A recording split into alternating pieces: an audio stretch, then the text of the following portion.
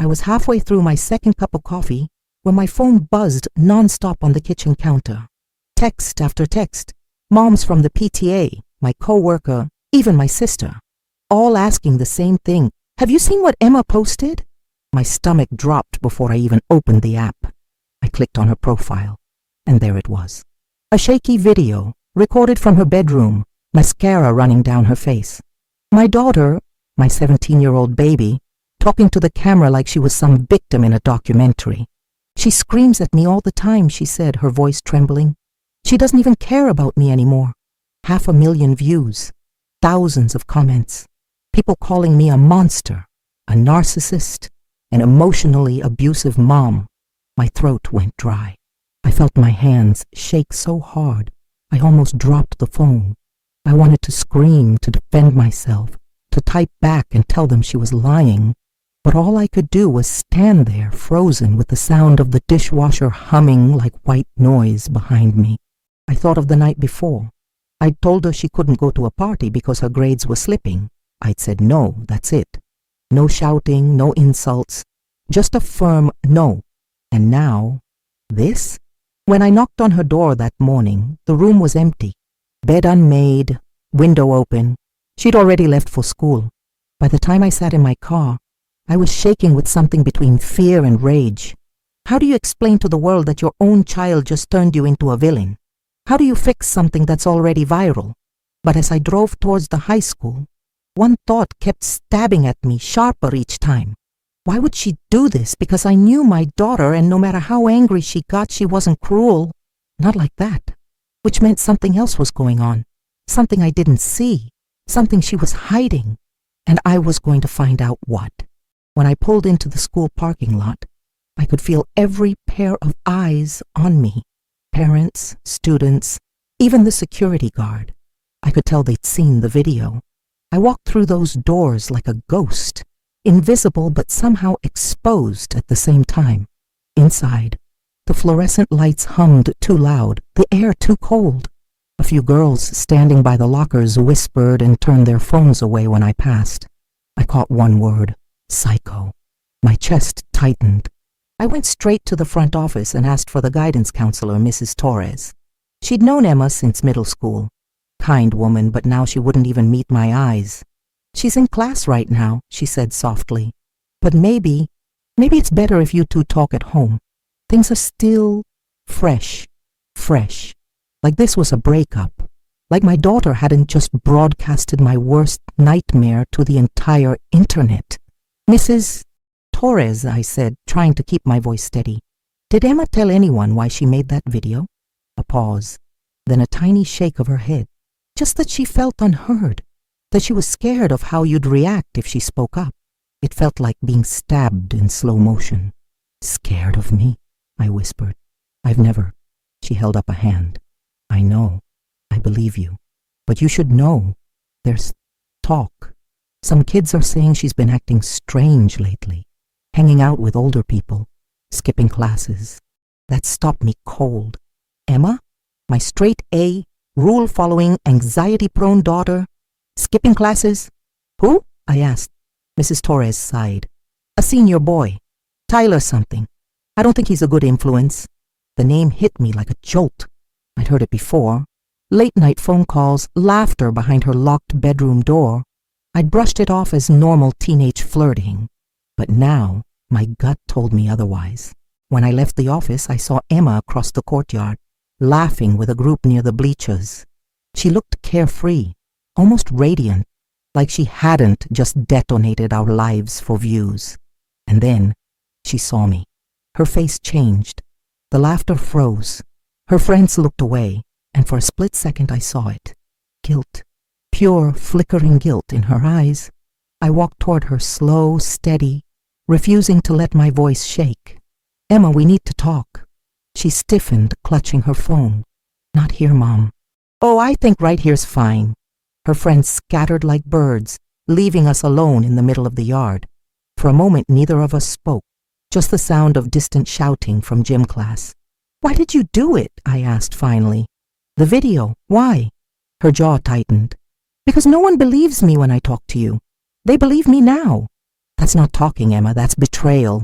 She looked away, eyes glistening. You wouldn't understand. I stepped closer, voice trembling with equal parts anger and heartbreak. Then make me. But she didn't. She just whispered, I can't, and walked away. And as I watched her go, something about the way she gripped her phone caught my attention.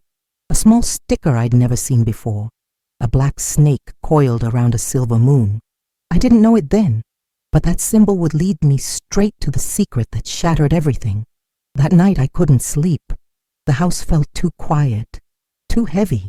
Every sound, the creak of the floor, the hum of the fridge, made my nerves jump.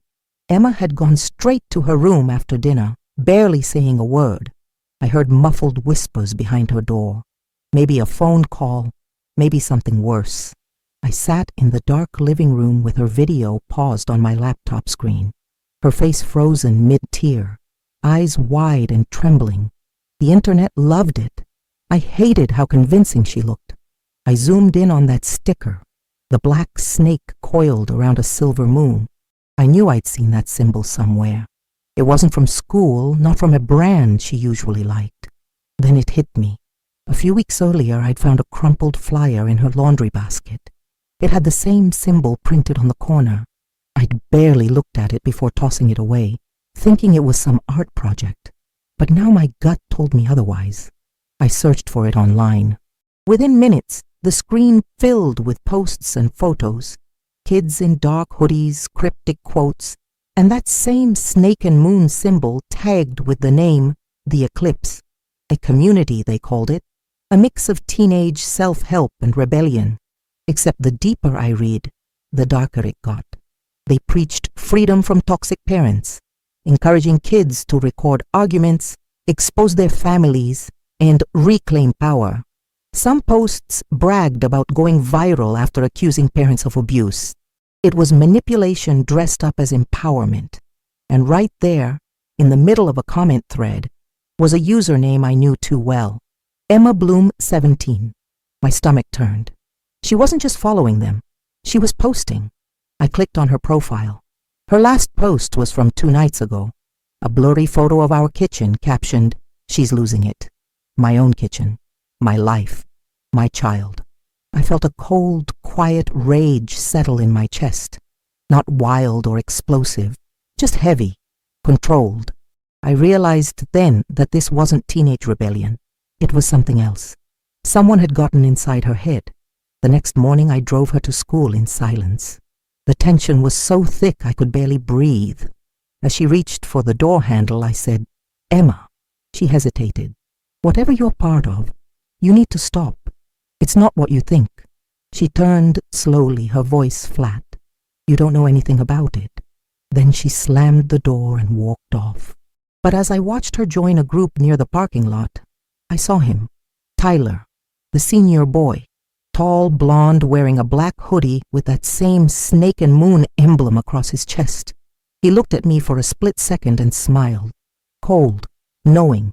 And that's when I realized this wasn't just a bad influence. It was a trap. By Thursday, I'd stopped pretending everything was fine. I called in sick at work and parked outside the school, waiting. If Emma wouldn't tell me what was going on, I'd find out myself. At first, I just saw clusters of kids leaving, laughing, carrying backpacks, living ordinary lives. Then I saw him. Tyler. That same smirk, that same black hoodie with the silver moon shining faintly under the autumn sun. Emma appeared a minute later, walking beside him. Too close. Her eyes darted around nervously like she knew she shouldn't be seen with him. I watched as he slipped something into her hand, small, black, like a USB drive or a key. She hesitated, then pocketed it. That was it. I got out of the car and started walking toward them. Emma! She froze. Tyler's smile vanished. What are you doing here? She hissed, her face pale. I should be asking you that, I said. What is that boy giving you? Tyler stepped forward, cocky. Maybe you should mind your own business, Mrs. Bloom. Something in his tone, mocking, cold, snapped the last thread of patience I had. My daughter is my business. He leaned closer, voice low. Not anymore. Emma grabbed my arm. Mom, stop. Please, you're making it worse. Worse? I looked at her, my throat tight. He's using you, Emma. That group, those people, they're twisting you into someone you're not. Her eyes filled with tears, but she didn't speak. Tyler laughed quietly. You think she's your puppet, don't you? She's finally thinking for herself. I turned on him. You don't know what you're doing. She's 17. You're manipulating her for your little cult's content. For a moment his expression flickered. Amusement, then something darker. You really should stop digging, he said softly. You won't like what you find.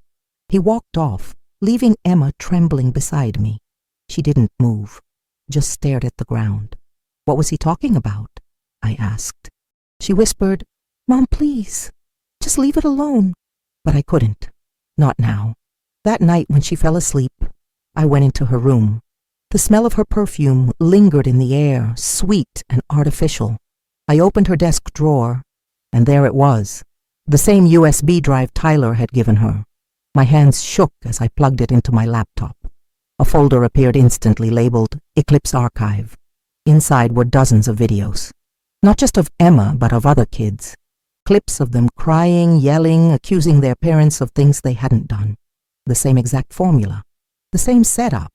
It was a campaign, a digital war against parents. And in the middle of it all, my daughter. But one file stood out. It was named Proof. When I opened it, my breath caught in my throat. It wasn't a confession or another fake clip. It was a recording, taken inside our house, of Tyler's voice.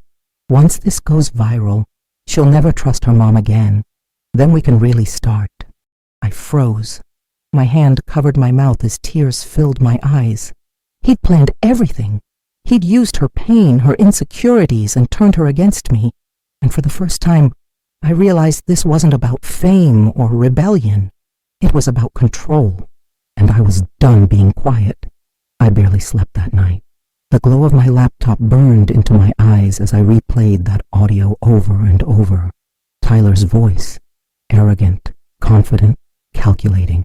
Every word was proof that Emma wasn't the villain. She was the target. By morning, I had a plan. I drove her to school like nothing was wrong. My hands were tight around the steering wheel, but I forced my voice to stay calm. Hey, I said quietly. I made pancakes. Your favorite. She didn't look up from her phone. I'm not hungry. Okay, I murmured. Maybe tonight then. She nodded absently, already lost in that glowing screen, probably messaging him. But she had no idea what I'd found. At lunch, I met Mrs. Torres in her office and showed her the USB.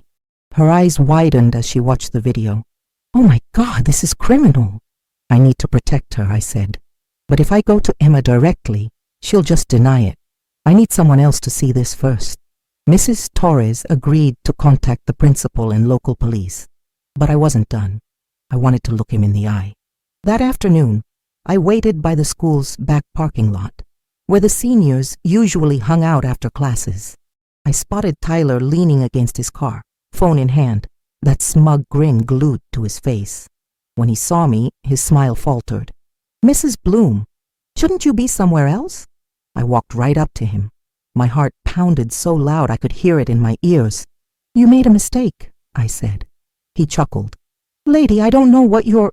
I cut him off. The recordings, the files. I know everything. That wiped the grin clean off his face. You shouldn't have... Saved copies? I interrupted. Oh, I did. And so did the school counselor. So if you even think about contacting Emma again, you'll be explaining your little project to the police. For a moment, his jaw clenched, that boyish bravado flickering into something meaner, darker. Then he laughed quietly.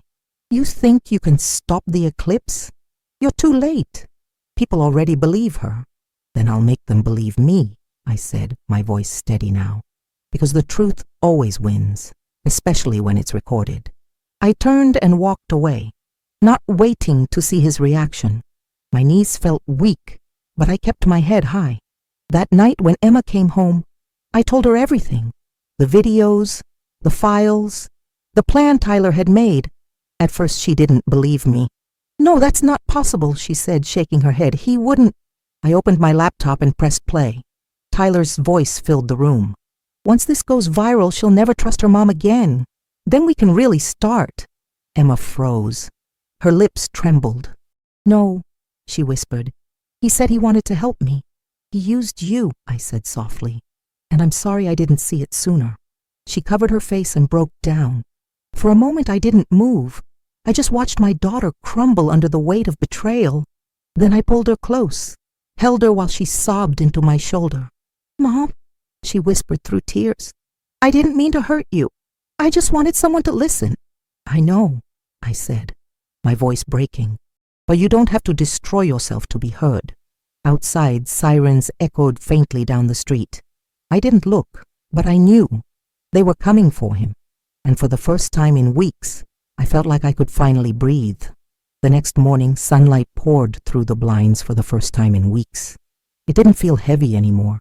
The air in the house was still, but clean, like the storm had finally passed. Emma came downstairs slowly, eyes puffy, hair tangled from a night of crying. She didn't speak at first, just stood there holding her phone like it was a grenade she was afraid to drop. They arrested him, she finally said. Tyler and a few others from that group. Mrs. Torres called. I nodded. Good. She sat down across from me, her voice trembling. Mom, everyone at school saw the video. They still think you're that person. I took a deep breath. Then we'll tell them the truth. Together. That afternoon, we filmed a new video. No tears, no filters, no edits. Just the two of us sitting side by side in the living room. I let her speak first. She looked into the camera and said, I made a mistake. I said things that weren't true because someone convinced me it would make people understand me.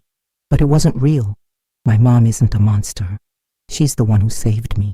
Her voice cracked on that last line. I wanted to reach over and hold her hand, but I let her finish. When it was my turn, I said, sometimes love means standing still while your child pushes you away.